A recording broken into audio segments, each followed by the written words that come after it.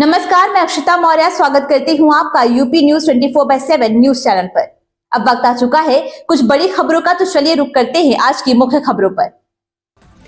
प्रयागराज महाकुंभ में हुआ हादसा अत्यंत दुखद है। जिन श्रद्धालुओं ने अपने परिजनों को खोया है उनके प्रति मेरी गहरी संवेदनाएं। इसके साथ ही मैं सभी घायलों के शीघ्र स्वस्थ होने की कामना करता हूं। स्थानीय प्रशासन पीड़ितों की हर संभव मदद में जुटा हुआ हूं। इस सिलसिले में मैंने मुख्यमंत्री योगी से बातचीत की है और मैं लगातार राज्य सरकार के संपर्क में हूं। महाकुंभ में पवित्र डुबकी के आस लिए महाकुंभ नगर पहुंचे श्रद्धालुओं की बढ़ती भीड़ को देखते हुए मुख्यमंत्री योगी आदित्यनाथ सहित प्रमुख संतों ने लोगों से खास अपील की है। योगी ने कहा कि श्रद्धालुगण मां गंगा के जिस भी घाट के समीप है वहीं स्नान करें, संगम नोच की ओर जाने का प्रयास न करें। स्नानार्थियों के लिए कई घाट बनाए गए हैं जहां सुविधाजनक रूप से स्नान किया जा सकता है। दिल्ली सरकार के मंत्री और ग्रेटर कैलाश विधानसभा क्षेत्र से आप उम्मीदवार सौरभ भारद्वाज ने कहा, हरियाणा के सोनीपत और पानीपत में सैकड़ों इंडस्ट्रियल यूनिट है, उनका प्रदूषण जहरीला होता है। उसे बिना ट्रीट किए अगर आप यमुना में डाल रहे हैं तो वह अपराध है। राहुल गांधी पर उन्होंने कहा, अमेठी छोड़कर कौन भागा था और दक्षिण भारत में केरल में राहुल गांधी के लिए एक सुरक्षित सीट ढूंढी गई थी। यह मुझे बताने की जरूरत नहीं है। मैं राहुल गांधी से सिर्फ यह कहना चाहता हूं कि शीशे के घरों में रहने वाले लोग दूसरे के घरों पर पत्थर नहीं फेंका करते। देखिए, मैं तो इतना कह सकता हूँ, एक अर्बन डेवलपमेंट मिनिस्टर होने के नाते पूरी जिम्मेदारी से ये बात कह रहा हूँ। हरियाणा के सोनीपत और पानीपत में सैकड़ों की तादाद में इंडस्ट्रियल यूनिट है और कानून ये कहता है कि उनका जो एफ्लुएंट बाहर निकलता है, उनका जो प्रदूषण बाहर निकलता है वो जहरीला होता है। उसको बिना ट्रीट किए अगर आप यमुना में डाल रहे हैं वो एक अपराध है। अब आप देखिए, ईश्वर सृष्टि का न्याय देखिए। जो भारतीय जनता पार्टी हमें यमुना के प्रदूषण पे पिछले 2 साल से उपदेश दे रही है, आज उस भारतीय जनता पार्टी की तीसरी बार हरियाणा में सरकार बनने के बाद उनकी पोल प्रकृति कैसे खोल रही है।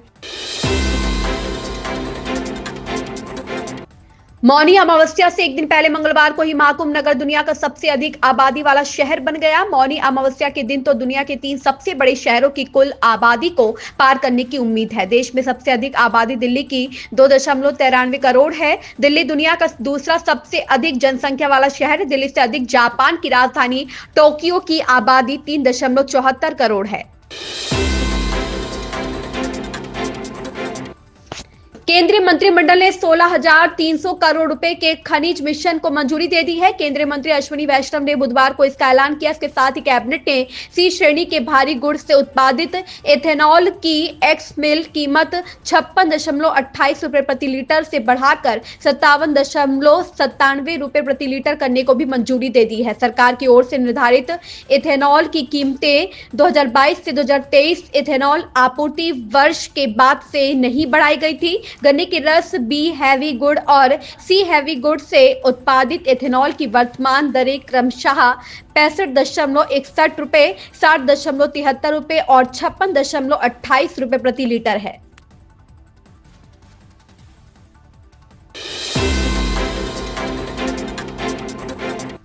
भारतीय अंतरिक्ष अनुसंधान संगठन का 100वां लॉन्च मिशन सफल हो गया है। NVS-2 उपग्रह को सफलतापूर्वक कक्षा में स्थापित करने के बाद इसरो की इस उपलब्धि को बड़ा मुकाम करार दिया जा रहा है। देश भर की बड़ी हस्तियों ने इस मिशन की सफलता को लेकर इसरो को बधाई दी है। बीड सरपंच हत्याकांड इस समय महाराष्ट्र की राजनीति में सबसे बड़ा मुद्दा बना हुआ है। इस मामले में महाराष्ट्र सरकार में मंत्री धनंजय मुंडे के करीबी सहयोगी वाल्मीकि कराड को भी आरोपी बनाया गया है। फिलहाल वाल्मीकि कराड न्यायिक हिरासत में है। वाल्मीकि कराड का नाम सामने आने के बाद से ही मंत्री धनंजय मुंडे विपक्षियों के निशाने पर है। वहीं अब मुंडे ने कहा है कि वह कैबिनेट से इस्तीफा देने को तैयार है। समस्या पर प्रयागराज महाकुंभ में मची भगदड़ में कई लोग हताहत हुए हैं, जबकि कई बेहोश और घायल हैं, जिनका अस्पताल में इलाज चल रहा है। यहाँ मची भगदड़ का सबसे बड़ा कारण श्रद्धालुओं की अधिक भीड़ को माना जा रहा है। ऐसे में प्रयागराज में और भी भीड़ ना बढ़े, इसके लिए श्रद्धालुओं को यूपी सीमा से सटे जिलों में ही रोक दिया गया है। इससे बॉर्डर इलाकों में लंबा जाम लग रहा है। प्रधानमंत्री नरेंद्र मोदी ने बुधवार को दिल्ली के करावल नगर इलाके में रैली की। इस दौरान पीएम मोदी ने आम आदमी पार्टी पर जमकर निशाना साधा। पानी में जहर मिलाने के बयान पर आम आदमी पार्टी को पीएम मोदी ने घेरा। वहीं जनसभा संबोधित करने पीएम मोदी जब मंच पर पहुंचे तो पटपड़गंज विधानसभा सीट से भाजपा प्रत्याशी रविंद्र सिंह नेगी ने पीएम मोदी के पैर छुए। इसके बाद पीएम मोदी ने भाजपा प्रत्याशी रविंद्र नेगी के 3 बार पैर छुए। इसका वीडियो सोशल मीडिया पर वायरल हो रहा है। दुष्कर्म के आरोपी कांग्रेस सांसद राकेश राठौर की अग्रिम जमानत याचिका पर बुधवार को हाईकोर्ट में सुनवाई हुई। यह सुनवाई न्यायाधीश राजेश कुमार सिंह की कोर्ट ने की। सांसद की ओर से अधिवक्ता अतुल वर्मा, सोमेश त्रिपाठी व अरविंद वर्मा ने पक्ष रखा। वहीं पीड़िता की ओर से शासकीय अधिवक्ता ने बहस की। सिंगल बेंच ने सुनवाई के बाद सांसद की याचिका को खारिज कर दिया है और 2 सप्ताह में आत्मसमर्पण करने का आदेश दिया। दिल्ली में पीएम नरेंद्र मोदी ने चुनावी जनसभा करते हुए पानी विवाद पर आम आदमी पार्टी को घेरा। पीएम मोदी ने कहा, हरियाणा का भेजा हुआ यही पानी दिल्ली में रहने वाला हर कोई पीता है। पिछले 11 साल से प्रधानमंत्री भी पीता है, सभी न्यायमूर्ति और बाकी सभी सम्मानित लोग भी पीते हैं। क्या हरियाणा के लोग अपने ही बच्चों के पानी में जहर मिला सकते हैं? लीजेंड्स लीग क्रिकेट की ओर से आयोजित की जा रही LLC10 लीग के लिए बुधवार को दिल्ली में खिलाड़ियों की नीलामी जारी है। बोली में यूपी के 11 शहरों में 15, 19 और 21 जनवरी को हुए ट्रायल में चयनित 215 क्रिकेटर उतरे हैं। बोली में धनवर्षा के जरिए 12 टीमों के मालिक अपनी रणनीति से 16 क्रिकेटरों की टीम का चयन कर रहे हैं। भारतीय टीम के लेग स्पिनर वरुण चक्रवर्ती ने बुधवार को इंग्लैंड के खिलाफ 5 विकेट हॉल लेकर आईसीसी की T20 अंतर्राष्ट्रीय रैंकिंग में 5वां स्थान हासिल कर लिया। 25 पायदानों की छलांग लगाकर वे पहली बार इस स्थान पर पहुंचे हैं। वहीं भारत के स्टार बल्लेबाज तिलक वर्मा दूसरे स्थान पर पहुंच गए हैं।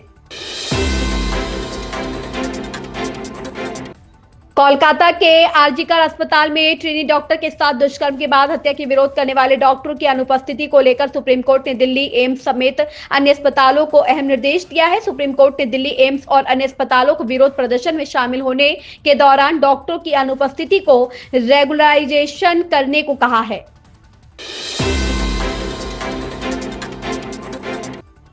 राष्ट्रवादी कांग्रेस पार्टी की कार्यकारी अध्यक्ष सुप्रिया सुले ने बुधवार को कहा कि बीड़ सरपंच हत्या मामले में घिरे महाराष्ट्र के मंत्री धनंजय मुंडे को नैतिक आधार पर इस्तीफा देना चाहिए। पत्रकारों से बातचीत में उन्होंने कहा, मसाजोग गांव के सरपंच संतोष देशमुख की जघन्य हत्या को 50 दिन बीत चुके हैं, लेकिन करीबी सहयोगी पर सवाल उठने के बावजूद मुंडे को भाजपा के नेतृत्व वाली सरकार से नहीं हटाया गया। मुंडे के करीबी सहयोगी वाल्मीकि कराड़ को हत्या से जुड़े जबरन वसूली मामले में गिरफ्तार किया गया है।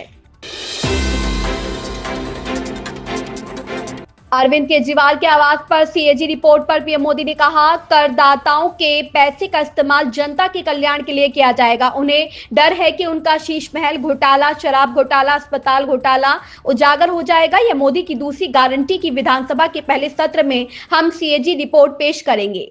सरकारें, ये झूठ बोलने वालों को पता नहीं है, सरकारें ऐसे नहीं चलती है और इसलिए